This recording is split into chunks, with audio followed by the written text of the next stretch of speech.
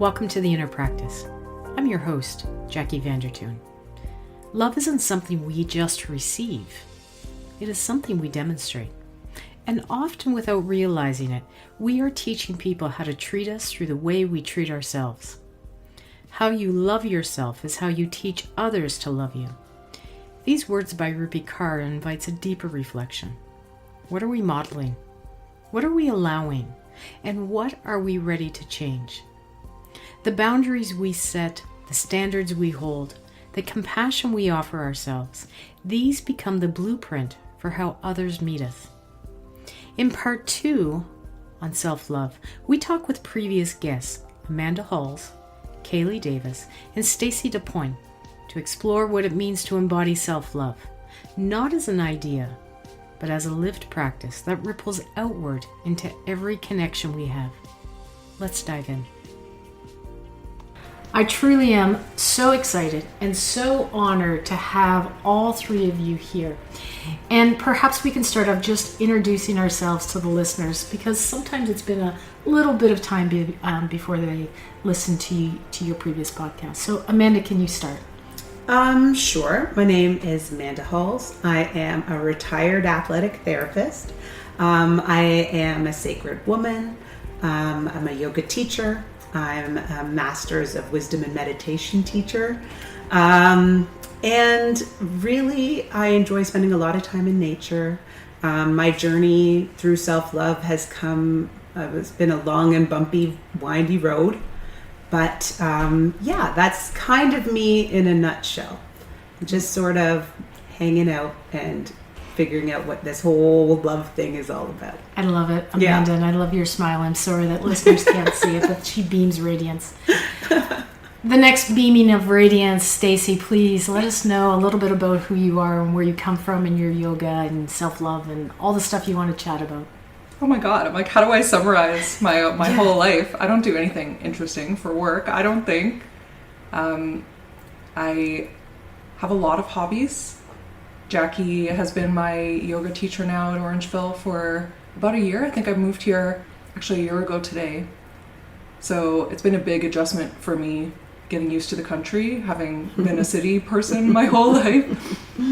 But it's nice to find community and, people to share weird interests, whether it's, healing or consciousness or connecting to our bodies and mindfulness, meditation, all those kind of things, anywhere where I can find people to hang out with and that way of being and living more mindfully, I think is really important. So yeah, that's why I'm here. I'm excited for the conversation. Thank you. And you met Cailea Davis previously in part 1, but Cailea, if you can just introduce yourself again. My name's Cailea Davis, and I'm visiting here from BC. I've had my foundation started in athletic therapy, and from there I moved into weaving into massage and adding yoga teacher and many different modalities. And so now I work in the mountains, blending all these beautiful practices and through my world of grief and how it turned my life upside down, it really shook me to the core and had me meet myself in a way that has moved me through leaps and bounds to finding my way back to loving myself and what that truly means. And my journey is to just keep rippling this out into the world so everybody can find what they deserve within themselves. Yeah, thank you. In part 1, we talked about self-love and what it was to each of us. And I want to dive a little bit deeper into this, really reflecting on self-love and its relationship to boundaries. But Cailea, since this is your idea for the podcast, maybe you can start us off by saying, in what ways do your daily thoughts and self-talk teach others how to treat you? I would say, I really value quality time and deep conversations with people. And when I say, how are you? Or somebody asks me how I am, it's authentic. I want it to be truthful. If it's a crappy day, I want to honor that. So even when my clients ask me, how are you today? I'm like, actually, I'm not so great. Mm-hmm. And because I'm a human and I'm allowed to not have a not so great day. And I don't need to put these masks on and lie. And so when I look at myself in the mirror when I wake up, that conversation with myself is like a true check-in. And how I show up is how I want to be received, as be authentic. I try not to judge myself so that other people don't judge themselves. And I look for that kind of openness of whatever you're showing up with, I honor it, I accept it. It's all welcome. And, you know, I say this in my yoga classes and with my clients, and that's how I wish for people to see me. Like, I want to be my total weirdo, and you just be like, she's weird and awesome, and I love it. And that's what I'm into. And that's loving myself, because it gets me into my true self and just to be me. Yeah. Yeah, I love that. Thank you. Stacie, how about you? In what ways do your daily thoughts and self-talk teach others how to treat you? I'm struggling so much with the framing of this question, and how I can honestly answer in a way that doesn't seem very unrelatable, especially to most women, because I'm a confident bitch and I have never struggled with setting boundaries. In fact, I think what I've struggled with a lot is compromising with people or negotiating with people. And what I've definitely noticed, you know, I said I do nothing interesting for work, but I work in the tech industry. I used to teach at a charity with trying to get more women in STEM, so science, technology, engineering, mathematics kind of careers. And what I noticed over my 6 years of teaching there, women didn't need to learn how to code as much as they needed to get over their imposter syndrome. And what I realized is this huge privilege I've had throughout my life working in a very male-dominated industry is I have a lot of those characteristics that we ascribe to men more often. I don't know why. There's a lot of cultural, you know, baggage, gender norms that we can unpack there, but, you know, taking time for yourself, being assured with yourself, putting yourself first, those are all things that are celebrated for men to do. And women so often put others before themselves. You know, they're in maybe a caretaker role or in more of a nurturing role.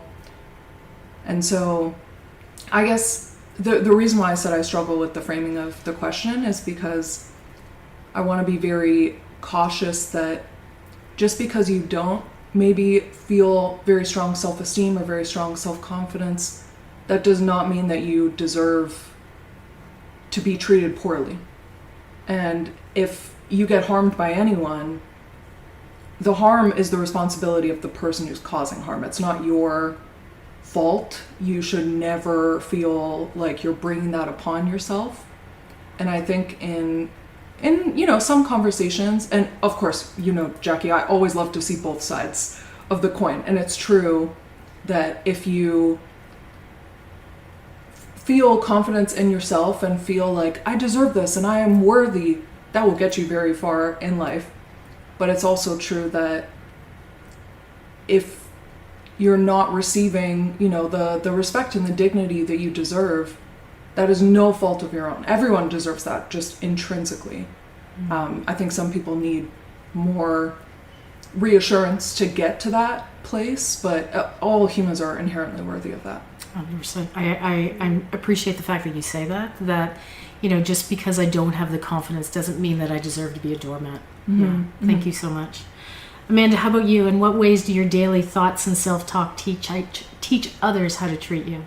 I think this is a big one, and I think to add to your point, we live in a really capitalistic society, but this isn't everybody on top of the world that lives in this type of society. It's very patriarchal, very colonial. This is the situation that we're in. So sometimes how we show up within that system is you can't move around it. I would really love to live in a world where racism doesn't exist, but where I live, and immediately it impacts me first and foremost. So when my safety and my security is compromised, that becomes my top priority more than self-talk or self-love or whatever. The truth is we can learn, or we should already know, how to love ourselves, how to relate to ourselves, but we don't bother teaching this. And yes, we give these ideas of boundaries and this into a more masculine way of being, when truthfully it really isn't. So I think there is a way that you can speak to yourself, yes, but it is truthfully about trusting yourself. That is the biggest thing. And I know, Cailea, you brought something up about masks, and I thought this quote was really important. And this is from James Baldwin. And I mean, we got to give the props to James, right? So he says, love takes off the masks that we know we cannot live without and cannot live within. Right? You know you want to take it off, but you can't live with it. You can't live without it because of the society.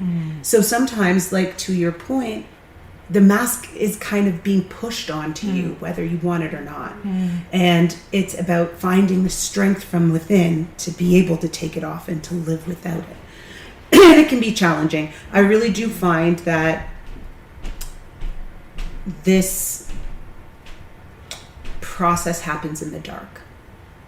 Tell me more. This is a very inner journey to trusting yourself. In my opinion, self-love comes after trust. Trust has to happen first. First, we have to meet our basic physiological needs. But think about it. How many times have you had to go to the bathroom and you just don't go? When was the last time you took a long, slow, deep breath in today? It's your birthright, breathing, going pee. But how many times are we like, no, I gotta go do this at work. Oh, I gotta finish this assignment. Oh, let me, I would do it for hours until I would have a friend intervene and say, have you gone to the bathroom yet? And it's so ridiculous, but you have to think the amount of disconnection that our beautiful, lovely bodies are giving us signs and signals all day long, and we're ignoring them. We're shutting them down. And most of the time we're shutting them down for work or other people. Right? That's not like, we just shut them down. So after a while, your body either starts screaming really loud or goes completely quiet. Because your body herself, she doesn't trust you. She doesn't trust you to listen to your basic physiological needs. Yeah. You know, that's interesting because as we're all women here, and you know, some of us are parents, it's innate in us to give to our children, especially. I wonder how men, and obviously we don't know the answer to that, and I wish we had a male here, but it would be interesting to reflect how men would respond to that, or individuals whose gender is male, right? Like how that may change that setting of boundaries and trusting ourselves and listening to ourselves. Yeah. You know, that's why I love this podcast, working in a group setting, because we've got some really wise women. I was not expecting those answers at all. So I appreciate that, and that's why I love doing this. Stacie, where in your life are you accepting less than you deserve? I know you said that you know, quote unquote, you're a confident bitch. And maybe this answer to this question all of that. isn't I can tell you how I arrived at this point where my answer is nowhere. Okay. but you know, if this question may not apply to you, but where are you accepting less, and what might self-love ask you to change? I think I struggled with this the most, especially when it comes to boundaries and taking time for yourself, when I was in my girl boss entrepreneur era. Ultimately, I decided that was not for me, because when you're, especially, and you might relate to this, Jackie, when you have a business or a brand that is attached to your personal identity, your ego is so wrapped up in the success of your business, and you always need to be going to this networking event and, you know, trying to make opportunities for yourself or connect with other people. And even if it's in, you know, a wonderful nurturing environment, it's exhausting and it never ends. And I always say, you know, when you work for yourself, people are like, oh, I can work on my own time and set my own schedule. What that really means is you work nonstop. You have no paid vacation. You have no paid sick leave.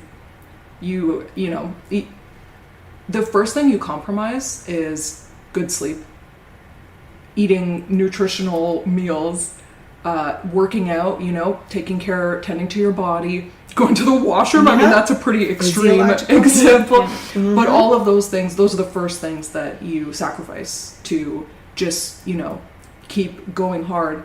And even, I think for a lot of people, it's to show like, look at how successful I am, or even if it's not that, even if you're just doing it for yourself and like, I want to be challenged and fulfilled, and it really is a huge test of your boundaries. It shows how resilient you are in good ways and in awful ways too sometimes, you know. If you have to hire people, you have to fire people, you have to deal with conflicts that arise in the workplace. And that was what it revealed to me.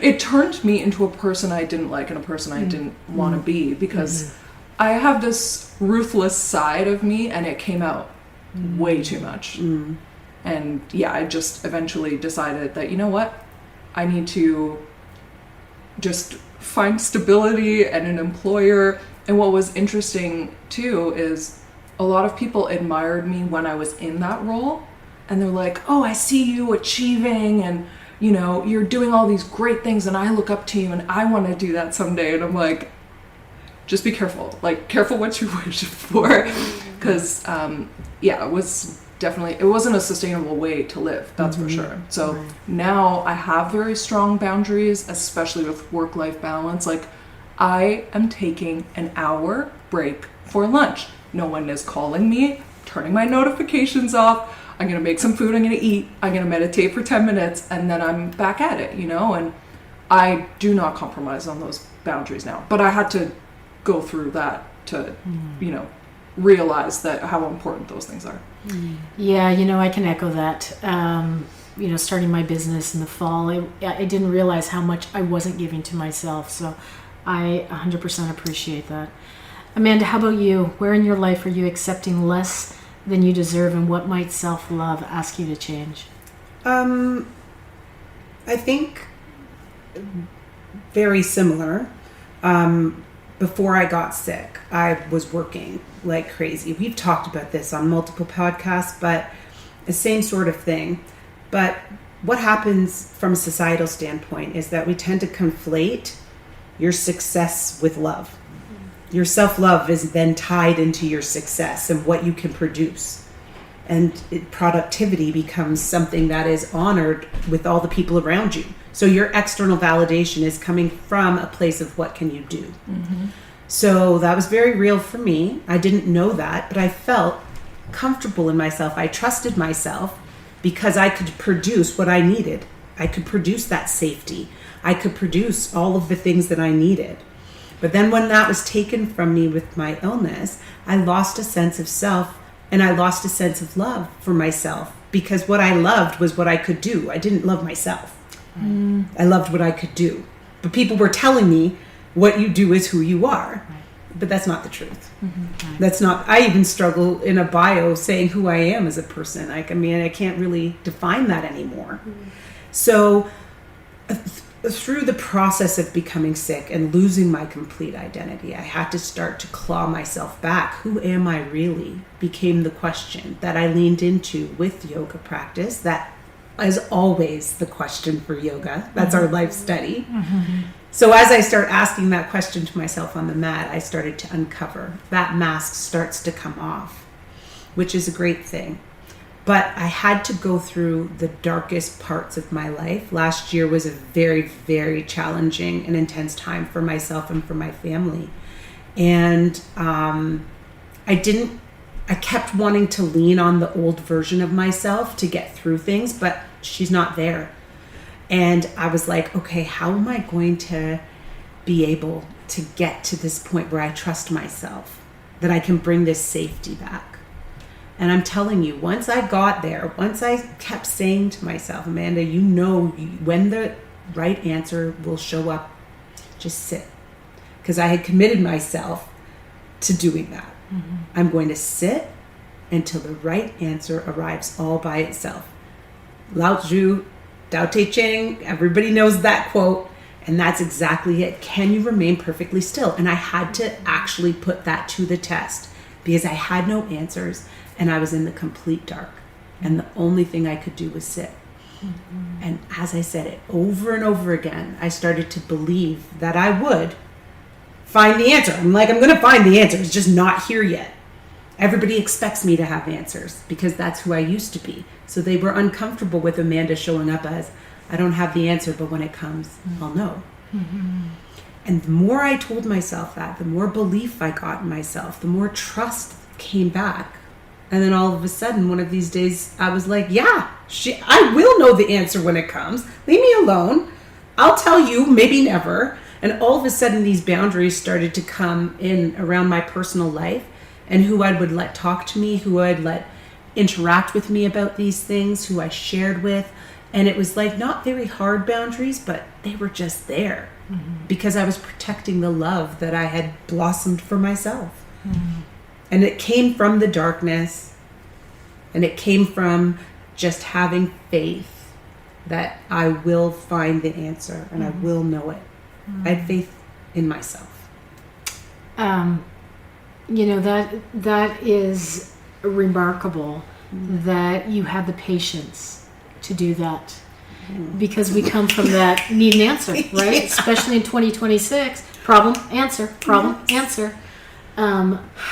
I am so happy for you that you are able to spend time sitting with it and recognizing that sometimes you got to go into that well, into that darkness. Yeah. Because that will help with that answer. As tough as that to say for those people that are in that well now. Thank you so much for that answer. No problem. Sometimes it's the old wisdom, right? Yeah. You read it somewhere, but it's not enough to read it. You have to put it into practice. And I don't think I ever would have been in a situation where I would have put this into practice if I hadn't been so stuck. Yeah.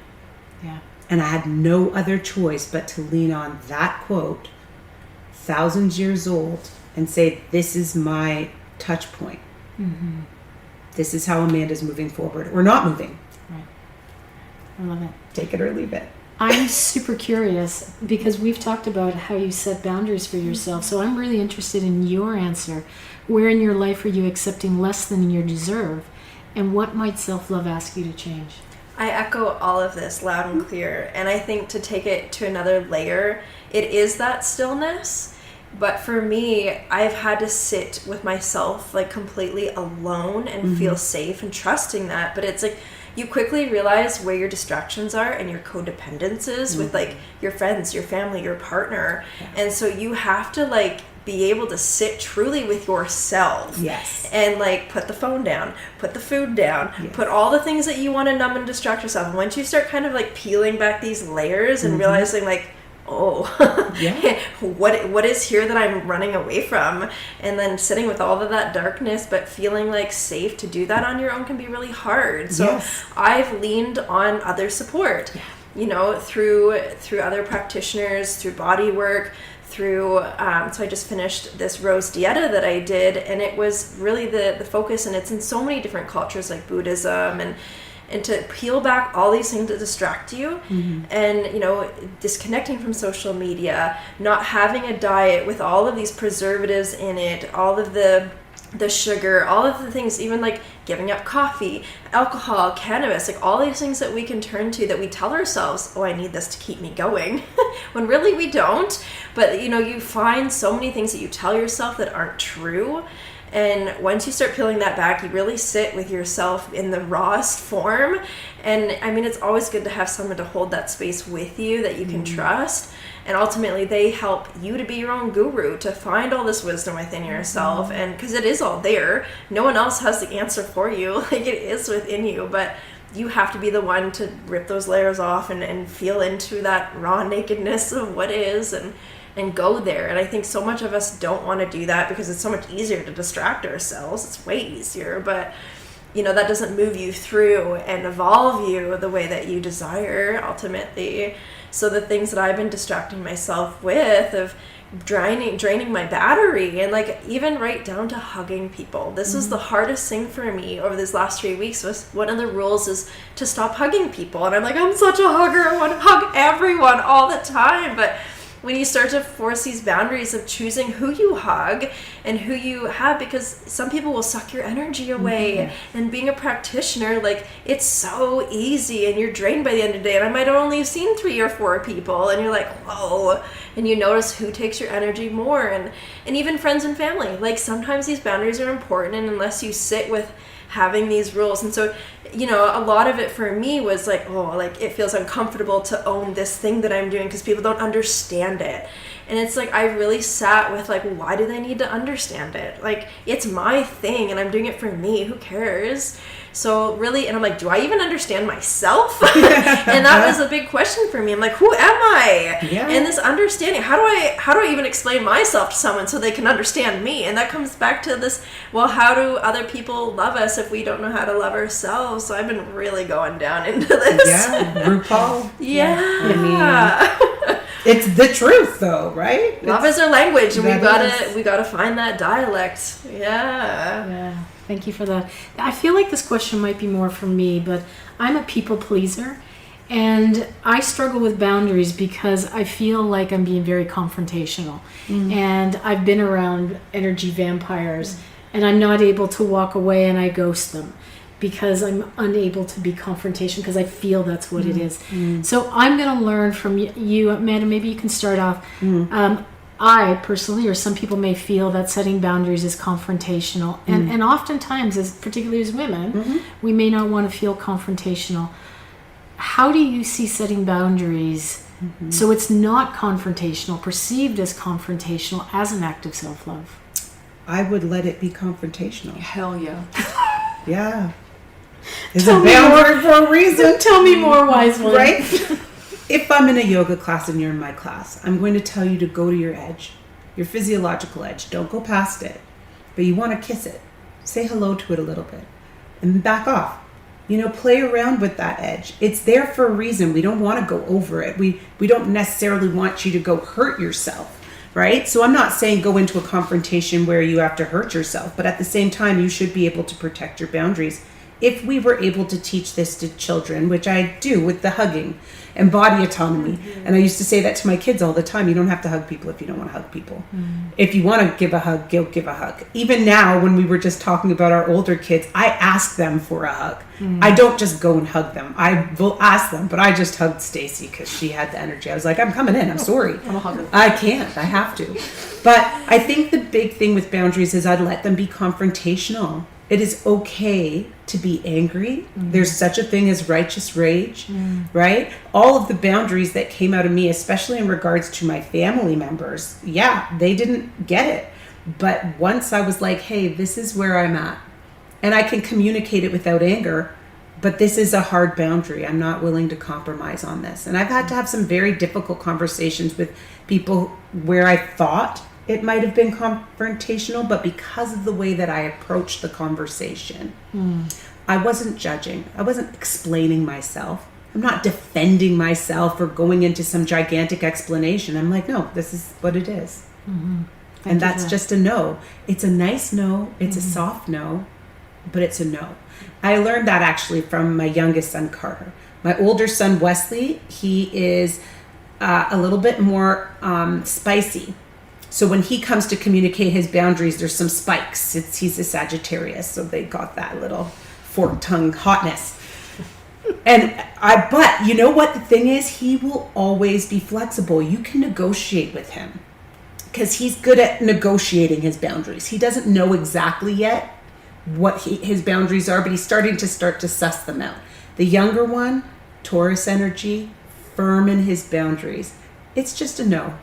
And anybody who knows him, that's it. If he says no, that's the end of it. He's not going anywhere. You couldn't drag him by the hair. He's just like, it's a no for me.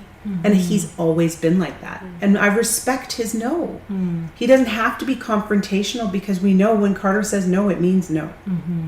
Right? And so I try and take on a little bit of that energy now, especially in certain circumstances. I'm just very clear in the way that I communicate what I'm okay with playing.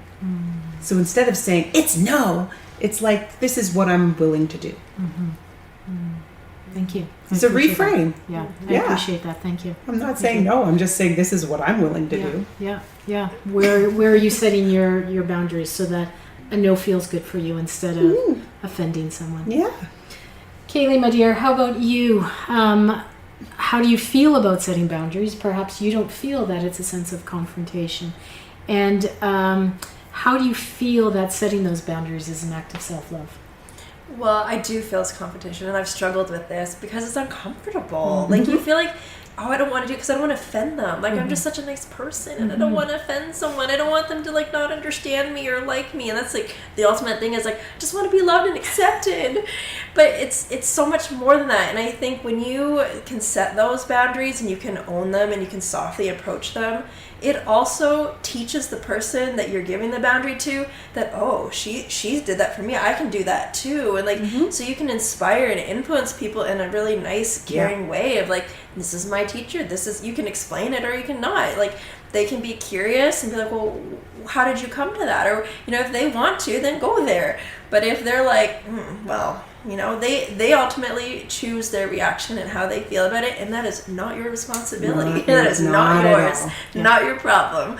So I think it teaches other people how to just love you. You know, it's, you set that, and I think it's important, if you feel uncomfortable about it, voice that. Be like, yeah, this is really uncomfortable for me to say, and this is where I'm sitting with it, but it feels important to me to say this, and this is where I'm coming from, and if that's what you need to get through it and to do it, then do that.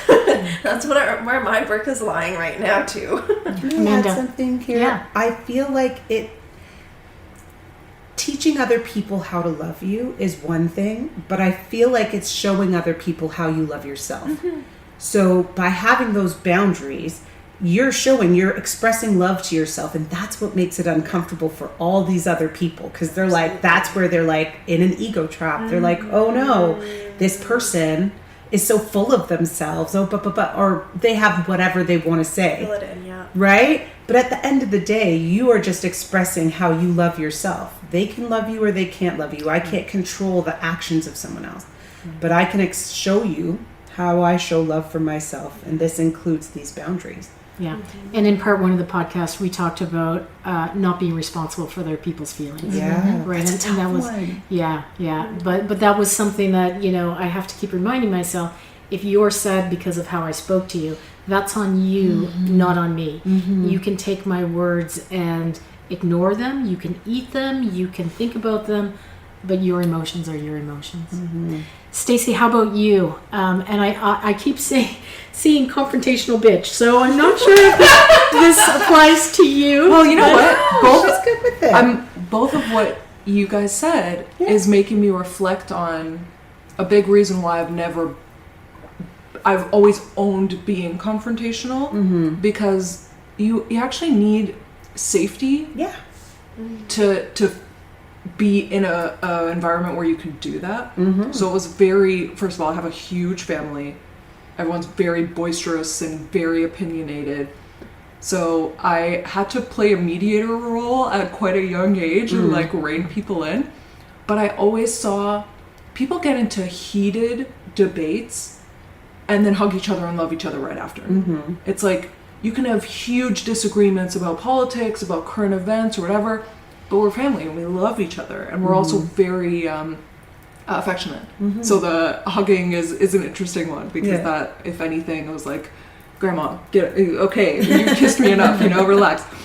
But I'm realizing now, and it's the same in a relationship, if you need to communicate that something is wrong, something needs attention, you need to feel like this is a safe person. Yes. And they're not going to lash out or respond to their emotions in a way that's dangerous or harmful. And if you don't have that basis, then you can't do the confrontation. But what happened is that I think because of my formative years, I'm like, oh, confrontation's always safe and it's always okay. And there have been quite a few times, you know, living in Toronto. I can give one example. I was on the bus, it was very late at night. There was another woman on the bus, and this man comes in and is like verbally harassing her, right?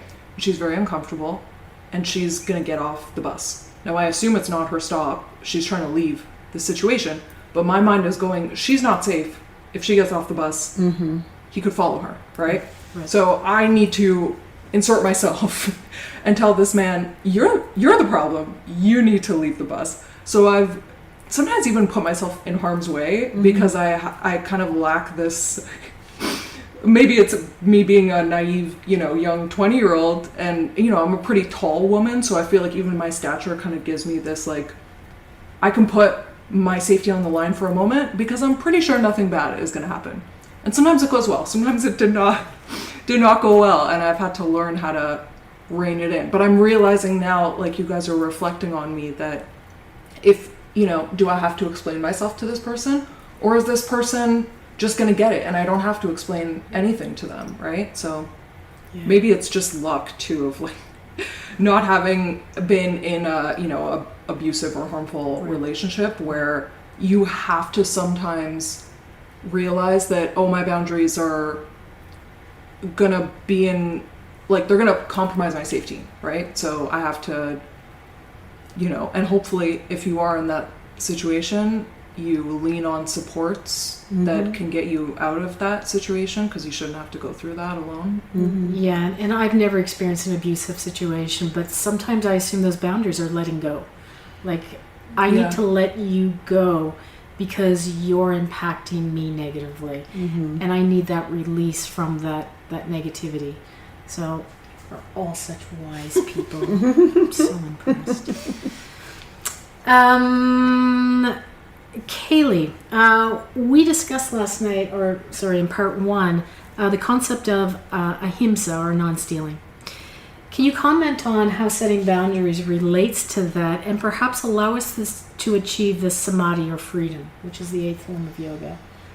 Yeah, we did talk about this a little bit, and I've continued to think about it, and I think it still really comes back to this, kindness for yourself and compassion for yourself, both on and off the mat, and meeting that edge. Like, I think that's my favorite thing that I did share a little bit yesterday, was just being able to listen to your body in a way that isn't harmful, but finding a place that you can challenge it, and you can listen to it, and you can really listen to it. Like, oh, that's a sensation that's there. Why is it there? What is it trying to tell me? Like, can I listen so deeply into that area? Can I move it with my breath? Can I get really curious into these things? And what does it have to say for me? And is it acute? Is it chronic? Is it, a message? Is it stored trauma? Is there emotion here? Like, where is it? And really pick it all apart, and to take that in and off the mat as well into my everyday life. So when I have to pee, I go pee. If I'm hungry, I eat. Or, I'm sitting with those things, and it comes even down to the gut instinct. Like when you were sharing, Stacie, about that time, I'm like, the amount of time that I haven't trusted my gut, because I'm like, oh, what I'm feeling is wrong, or I shouldn't feel that way, because I think as a kid, that's kind of maybe where it comes from. Like, oh, I don't feel like we should do this today. We're like, well, we're doing it anyways. And you're like, oh, and then something bad happens. Or, so like learning that instinct of what is, my mind saying no versus my body saying no. And I think that's a really strong lesson, that we just distract ourselves, or we numb it, or we tell ourselves other things, and it gets us into a lot of trouble. And these things keep repeating themselves until you feel it or sense it. And so, anytime I get that now, I'm like, oh, I better trust this. Like, I really don't think I should do this today, and it might save my life one day. So yeah. How does that lead to that sense of freedom or samadhi? Well, I think it keeps me alive. It keeps me going. It keeps me safe. And it keeps me, tuned in and present, Like, I think peace and presence is so important within that as well, because otherwise, I get stuck in my thoughts, and that's not very freeing either. And so you get a lot of trapped in these, like, should I do it? Shouldn't I do it? Why should I do it? And like you're kind of like investigating it almost the wrong way, where you're just thinking about it, and you have all these voices in your head, and then you've missed the concept of, like, just trust your heart and your gut. Yeah. Stacie, you're making me, and then you said this as well, like, I think we're good at noticing when our body is like, I've had enough, like we're at our breaking point. We're having a panic attack. We are getting sick, right? But what the practice of yoga notices is, like, where does that threshold actually start? Instead of, like, where does it end? And, like, noticing when because your body is sending you so many messages, right, of what is happening subconsciously, or I think you were kind of talking about your intuition of, like, it, that tightness in your throat is like a signal of something, right, that you need to pay attention to. But the yoga allows us to notice the subtlety of it instead of the screaming, okay, you need to pay attention now. Yeah, and just to piggyback on what you said, like keeping yourself alive, like, you know, noticing those subtle symptoms, alive mentally, alive physically, so that you know you're not on your way to emerge in a straitjacket because you've reached that breaking point of burnout. When had you paid attention to it a long time ago? Not pointing any fingers here, Amanda. That's okay. You know, you would have been able to tackle that back then. What freedom to, and we're being somewhat facetious, but keeping us alive, but keeping us healthy, keeping us happy, keeping us sane, recognizing that concept of where am I and what do I need? Yeah. Amanda. So when I think of non-stealing, Stacie, it's taking energy from other places. And so every time I give my energy away to someone else when I don't have it for myself, that's stealing. So immediately it has to stop. This is where the boundaries come in. It's not I'm making a boundary. It's yoga makes the boundary for you. I'm not willing to steal from myself anymore. It's just not happening. It's a no. It's a soft no. Right. And that's what creates that boundary, because you are following that part of yoga. It liberates. Yoga liberates in a way, not just personally, but it is meant to liberate society. Yeah. And so for me, once the love is there for myself, part of the reason I'm even here having this conversation is to help with liberation for other people, because it's not just about me. And I think sometimes we forget that because we're doing so much deep introspective work, that once we get those insights and those feelings, it's liberation for all. Because I cannot truthfully be liberated if one of my sisters, like you said on the bus, there was no way that you had to intervene. You had to, because you can't be free until she's free. Him bothering her is him bothering you. It's disrupting the peace, right? And so as we start to live by these yamas and niyamas, and as we start to put them into our life, and it changes us from a cellular level, I'm not willing to steal from myself. I'm just not. Right. It's just part of the practice that I've said, this is the practice that I'm following. Right. Therefore, I'm not willing to steal from other people either. Sometimes I'll ask my friends, do you have the capacity for this conversation? Right. It's going to be a big one, but do you have the capacity for this? Because I need some help. And sometimes they don't. And I'm like, respect, sister, come back to me when you can. Probably quicker, because I'm getting impatient. You know what I mean? But it's like, I am now respectful of other people's time and space and energy. And what we want in yoga, and if we're teaching yoga, and if we're expressing yoga through who we are as people, we're allowing that liberation to be for them and for ourselves. It's for me too. So every time I steal from myself, it's like robbing from one of you guys. And I just don't want to do it. It's disrespecting myself. Yeah. And we're all connected. We're all connected. Right? Like, I may need to lean on you, and Yes. you lean on me, and our energies. And when Yes. you take my energy away, you know, that vampire sucker, I can't give to myself, and I can't give to anyone else. And So- sometimes there's times, Jackie, like you said, when you have your kid and they're sick at home and they're draining, and you're like, I'm trying to give you all I have, and this is all I got. And I'm giving it to you, and then you call me up and you're in a way, and I have nothing left to give you. But if I could be honest in that conversation with you, if you asked me and I'm like, Jackie, I'm in the thick of it with one of my kids right now, can I call you back tomorrow morning at 9 a.m.? Give me some time, and then we're going to have a conversation. And then I show up fully present, filled up, because I had a bath and a tea or whatever, filled up my cup, had a good sleep, went pee, meditated, then I called you.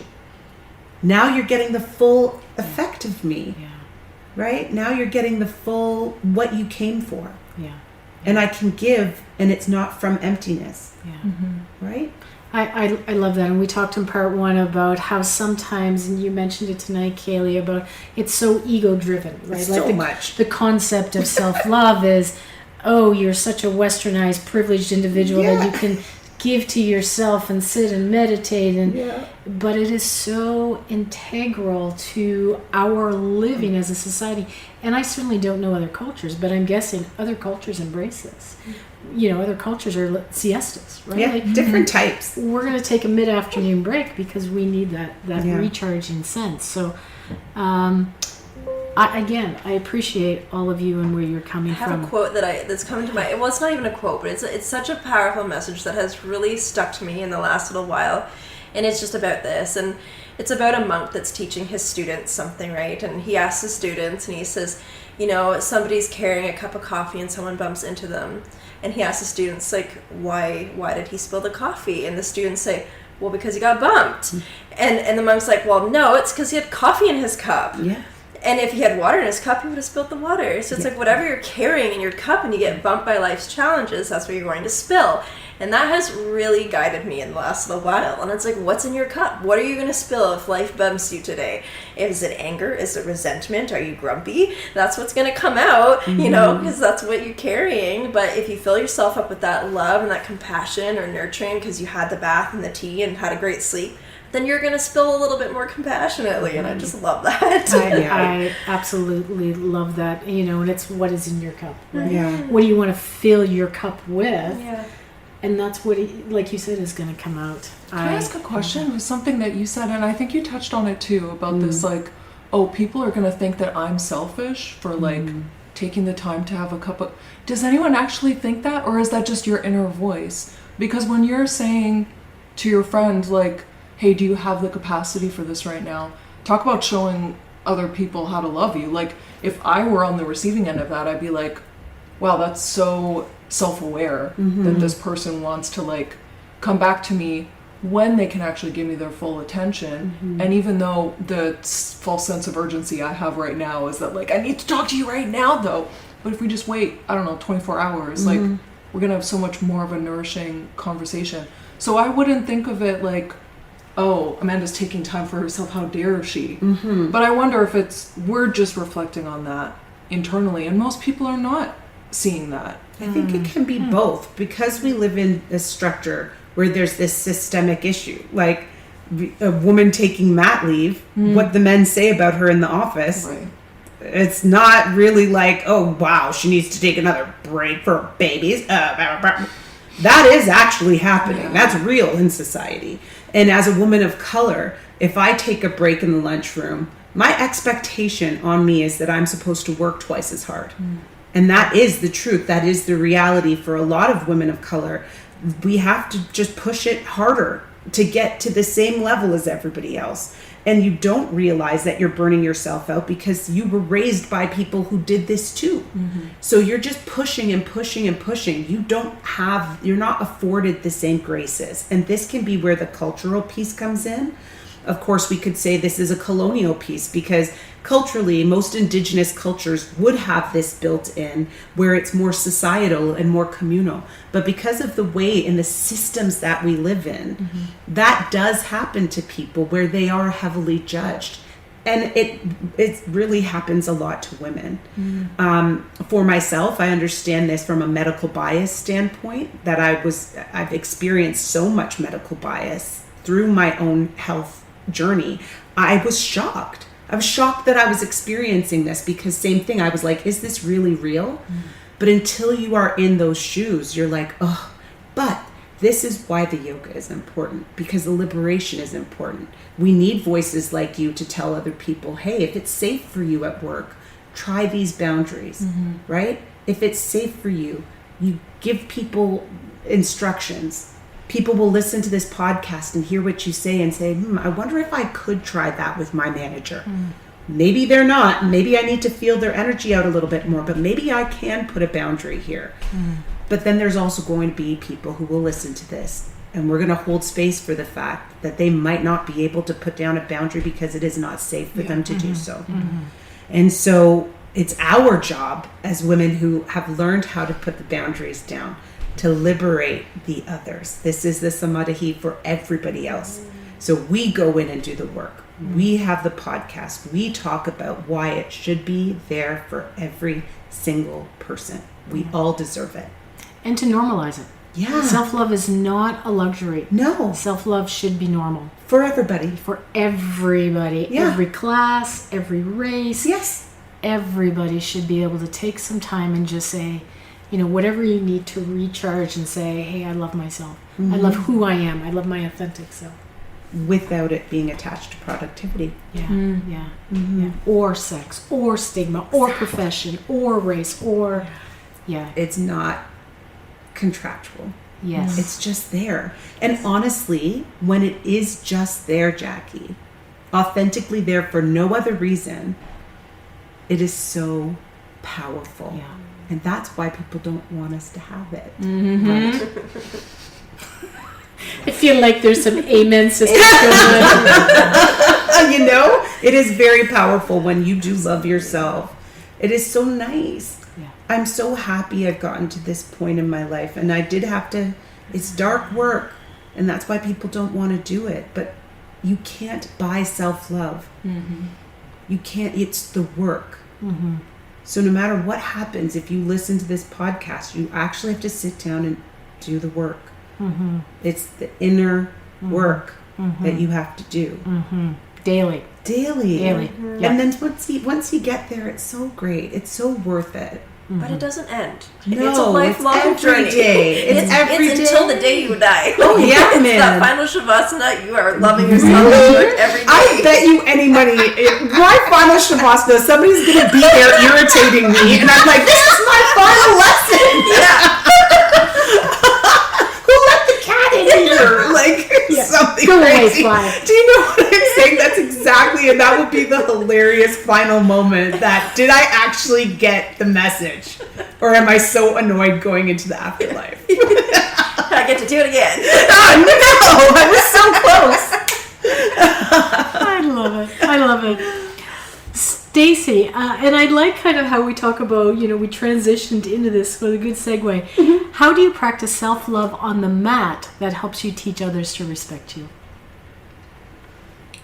Something that you always say in every class is, hey, if you just want to take a child's pose, just do it. But you rarely actually take up that opportunity. I don't know if it's like, and I think I've told you this as well, like I practiced yoga by myself in my own home for almost a decade before I even stepped into a studio space with other people. So I realized how much you're kind of just going with the flow of everyone around you. And there's a beautiful, like, energetic quality to that I love to tap into. But taking that notice of, like, okay, everyone's in a downward dog, I don't care, I'm just going to be in a child's pose, And maybe the first time, like you were asking about the confrontation, it feels a little uncomfortable. But the more you do it, you just practice it, you realize that, like, nobody cares. Everyone's actually just, and maybe, as I'm saying this right now, maybe someone is doing it and I'm just not noticing because my drishti is inwards, I'm focusing on myself right now, and no one is really even noticing that or judging it. So it gives you that space to, hey, everyone else is, or usually the instructor, if they're a mindful one, will give you an invitation to do something. They're not really just instructing, or they're giving you options, right? And you can kind of find where you are at any given day, and every day is going to be different as well, right? Yeah, that actually came from, and I love this woman came to my class and she said, you know what, today I'm not feeling well, but I just want to be in community. She says, so I'm just going to lay in shavasana.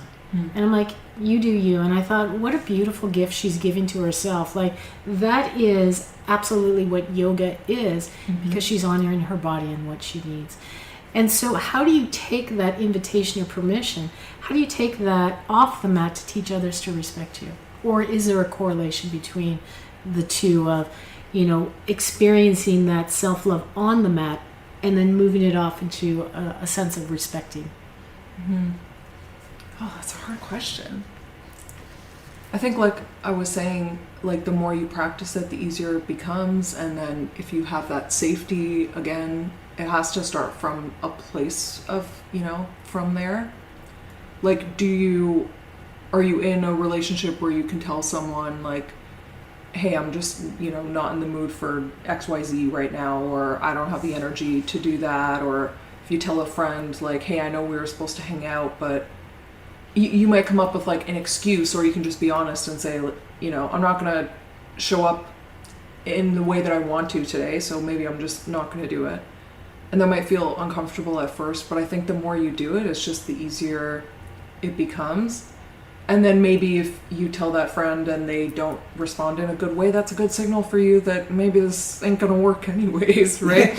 Like, what you said is so true, because I have an employer where if I tell her I'm just gonna take a day to myself, I don't have to say I have the stomach flu, or I don't say anything, right? Mm-hmm. And especially like, I have a chronic illness and living with autoimmune disorders. We have like a phrase about like how many spoons you have. So like the more, if I have 3 spoons today, it's like I'm feeling good. Or if I only have 1 spoon today, it's like I'm just grateful I got out of bed this morning, right? And sometimes you have to explain that to people, especially if your illness is invisible. There's so much education and you don't want to have to get into that, right? So that's where I can say, I have a cold today.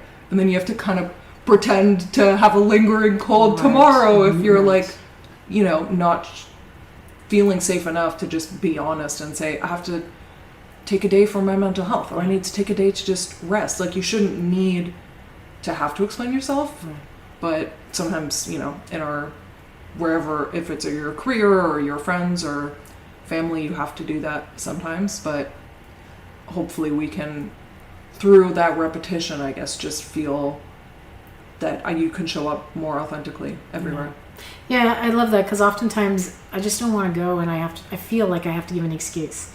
Oh, Amanda, I can't make it because I have a cold. When I really just don't. It's after 8 o'clock. I need to recharge my batteries. I actually never leave the house after 8 o'clock. But I can't tell you that because it seems very selfish. So I appreciate you saying that. And maybe that. even like then don't agree to do something after 8 o'clock. If you're just like, I want to be at home cuddling with my cat, reading a book, like that's okay too. Right. Amanda, how about you? How do you practice self-love on the mat that helps you teach others to respect you? Well, I practice alone primarily. And I don't know about on versus off the mat for me. I feel like the mat is always around me all the time. Right. So, yoga asana as a physical practice, because I have a disability and because I have a physical illness, a lot of it is about listening to myself and my body. And how am I going to show up today? And I'm blessed that I have a multitude of different types of practices, of different type of asana practices or Kriya practices. And we need to remember meditation is yoga too, right? Breathing is yoga too. So sometimes when I'm there, I'm not on my mat. I need a conscious breath in the shower. What I really need is this rain shower head to just like fall over when it gets on your face and lashes and you're just like, oh my gosh, am I in the jungle right now? That's what I need. And I'm going to take a nice deep breath in this moment. And that's yoga. Yeah. So for me, I listen. It's listening. Yeah. It's listening, constantly listening to what I need. Yeah. And if I am, and communicating, being able to communicate that and feeling safe and being around safe people where I can communicate that. And being ready for confrontation with people who I'm not safe with, but I'm still going to hold my boundary. So all of those things are what it's shown up. I'm not stealing from myself. I'm showing myself kindness, right?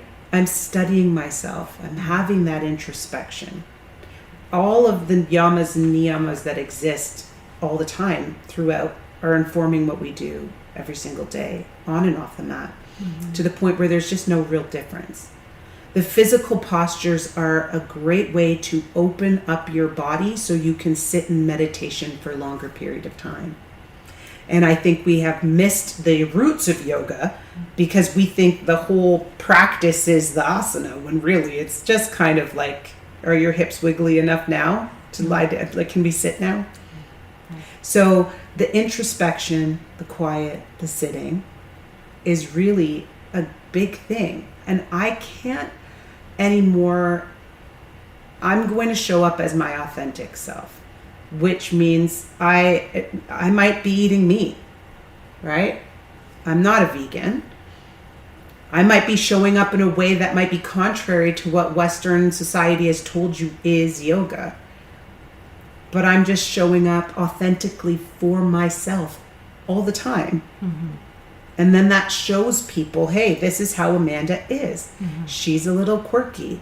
She is going to talk about this or that and get you down some rabbit hole. She watches aliens like it is her life's blood. She drinks a lot of wine. But she also likes yoga, right? She also lives this authentic way. And I think that's what yoga has done for me. I've just stopped subscribing to what people think it is. And I've read the wisdom and I've decided what it is inside of me. Yeah.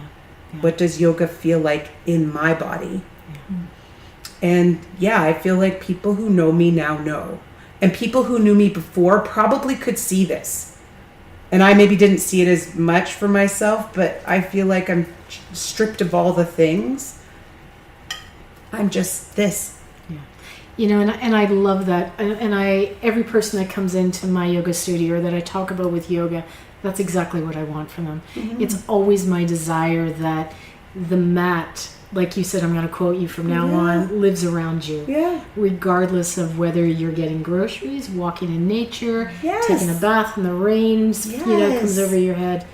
It's there always. Yeah. When you feel, have you ever just like dropped into a pose? This always used to happen to me in Virabhadrasana, whatever I was in Warrior 2.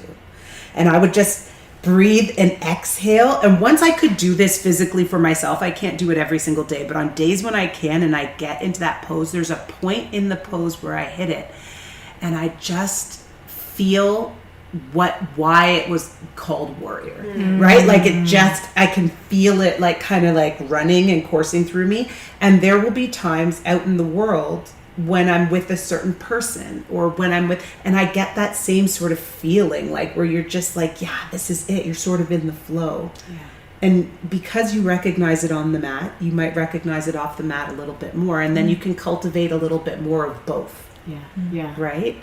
Once you know the feeling and once you've paid attention. That makes me so excited. Mine's mountain pose. Yeah, sometimes mountain's a good one. You can't push me over. I am now the bad bitch when I'm there. Yes, and I'm in a grocery line. Yeah. And I'm a bad bitch. You've got it. The energy. And how many people just skip past that pose like it's some sort of transition moving from one place?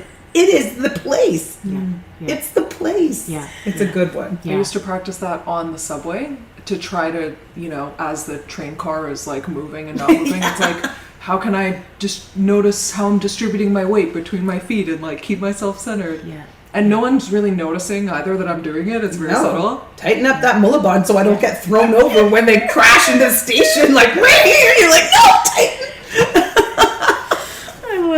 Sorry, we hijacked this a little bit. No, I'm ready to take over and continue on this because there's some great things coming to my mind, and it's I agree so much with both of you. I'm like, what's left? But there is something left, and it is going with this feeling. And I hope some of my yoga students listen to this because Amanda gave me one of the best poses, and I bring this into my yoga classes a lot, and I give credit to you. Because this pose has never failed me.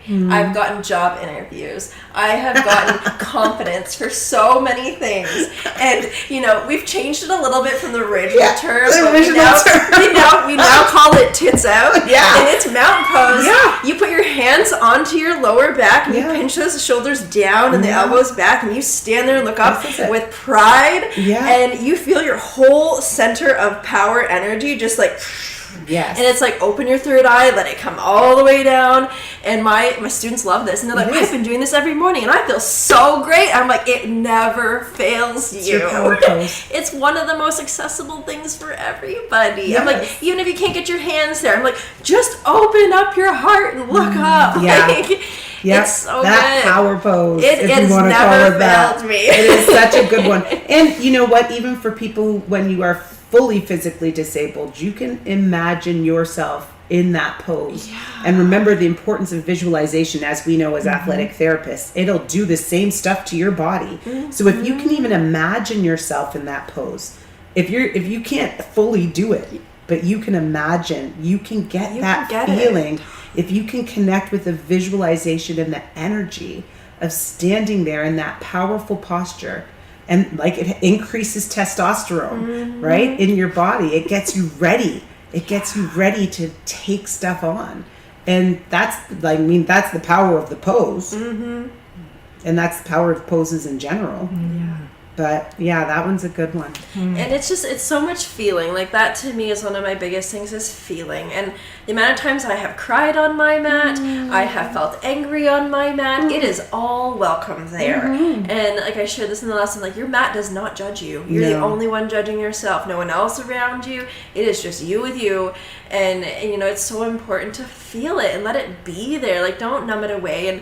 And naming is something that's really helped me too. Like name it. Be like, I am angry. I feel this right now. And even if I'm in each different pose, I'm like, okay, I'm going to name it. And this is something that I as a teacher, that I even bring in when I'm teaching. And like, I did this a few weeks ago. I was on the mat and I was teaching, and I told the students, I'm not actually feeling okay right now. I feel a little lightheaded, and I just wanted to name that for all of you, you know, in case I pass out and you're like, what's wrong with her? You know, heads up. And they're like, thanks for naming that. And you know, I could see their faces be like, oh, I guess we should do that too. I'm like, absolutely. Like if you're not feeling okay or you need something, this is a safe place for you to just say it. And I think that really turns some lights on with these women. And even like if I have to go pee in the middle of a class, I'm like, stay here, don't do it, or come in Shavasana, do what you need to do. Yogi's choice right now. I gotta run to the bathroom. And I'm like, and if you need to do that, do that. Like nobody is here saying that you can or can't do anything. And I also tell my students, if you want to lay in Shavasana the whole time, that is totally fine. Like I love it when people go out of what is being guided to do their own thing, as long as it's safe, and that's what I'm there for. But it's like, this is your practice, not mine. I'm just here to guide you, and I'm feeling into my body. If I'm like, ooh, I feel this really deep right now, I want to stay here for a couple extra breaths. If you don't, it's fine. But you know, investigate it, be with what's there, name it, you know, do what it needs to do. And I think that's just the most important thing when it comes to this practice. And then you take that with you all through your day, all through your life. I love that, because as a yoga facilitator, I love it when people do their own things, and I welcome it, because you know, I'm doing one thing, but if you're feeling that absolutely makes my heart sing when you're doing something that, because you're listening to your body, and that's what it's about. That sense of embodiment. Amen. Yeah. I asked you this in part one. Well, I'm going to ask all of you the same thing. Again, very strong, powerful women that I'm sitting with, which is totally an honor for me. But for those that are listening that are still looking for self-love and how to set those boundaries, what piece of advice would you give, you know, an individual out there, like, you know what, I hear you guys, I wish I had it, I don't, and I don't know how to set my boundaries. Cailea, what are your thoughts? I think it's about meeting yourself where you're at, and you know what resonates with you and what doesn't, you know. And it's like, go with what feels comfortable and leave the rest. If you just want to breathe, go to a class that's just about breathing. You know, just do that then. If you're like, oh, I don't know if I can just do an hour of breath work, then find something that speaks to you. If you want to move fast, then go there. If that's where you're comfortable, go there. It might not be everything that you need, but go with what you feel that you need, and try it out. And don't just stop there. Like, there's so much out there for variety. There's so many different teachers out there. Like, you know, do some research, find out the varieties, and find out what speaks to you. And if it doesn't, don't stop there. Like, just keep finding different things. And I believe that there's something there for everybody. You know, whatever you're looking for, you can find one of my greatest teachers, like, you know, I'll give them a little bit of what they want and a lot about what they need, and just kind of meeting yourself in this, like, you know, where you're at. And it's hard. It is not easy. And I think it's important to know that you're human, and it's okay to not feel like it doesn't need to be perfect. There's no right or wrong, and it's just really about meeting yourself with where you're at and not feeling shameful or guilty or not having to look a certain way. And if you go somewhere and you don't feel welcome, that's not your place. Yeah. Find a place that's safe. I think that's such a common theme. Yeah. Find a place you can be safe and trusting and feel held and supported. Yeah. Can I just make a quick comment? This is something that I've been reflecting on for months. Is we're into society, or we're into the influencers and the Instagram where there's a right way and a wrong way.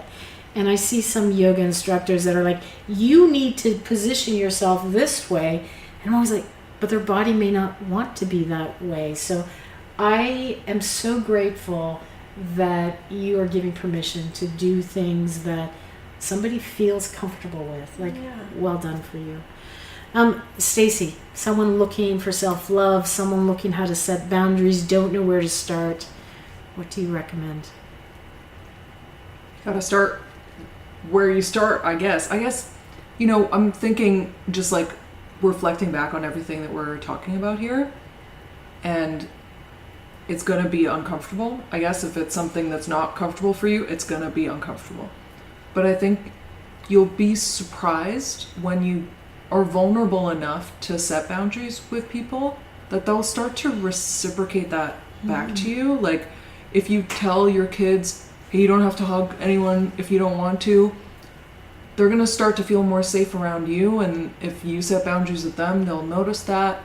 It'll just kind of start to spread. And like you said, that like, if I can feel safe setting boundaries, everyone else should as well. If this, again, we all deserve to feel safe and worthy, and that we can take up space, right?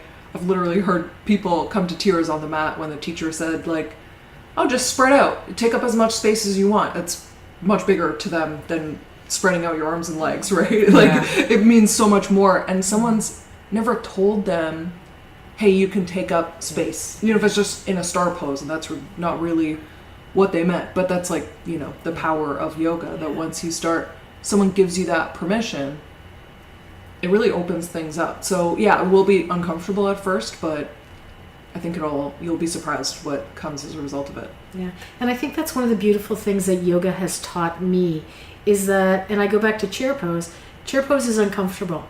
And it's allowed me to make a decision. Do I have to stay in that pose for as long as everyone else? Or can today I just not be in chair pose? What do I want to do? Where am I today? So recognizing that today I'm not feeling very strong and I'm just going to stand in mountain pose because I feel better about it. Or today I am and I'm going to go deeper. Or whatever, again, going back to that, listening to your body. Amanda, how about you? Someone is struggling with self-love, setting boundaries. What would you recommend? To trust yourself first. First, you need that physiological safety. You need you need to be listening. Like Kaylee was just saying, you need to listen to that physiological stuff. We brought that up. Then it's about creating safety. Are you wearing that mask when you look at yourself? Are you lying to yourself about who you are, truthfully? Are you smiling in everyone's faces, then going into the bathroom and crying? Right? It's not so much about how other people are relating to you. It has to start with how you are relating to yourself. Mm-hmm. That trust needs to be there. Are you showing up authentically for yourself, for who you are? And as you start to do that, those boundaries naturally come.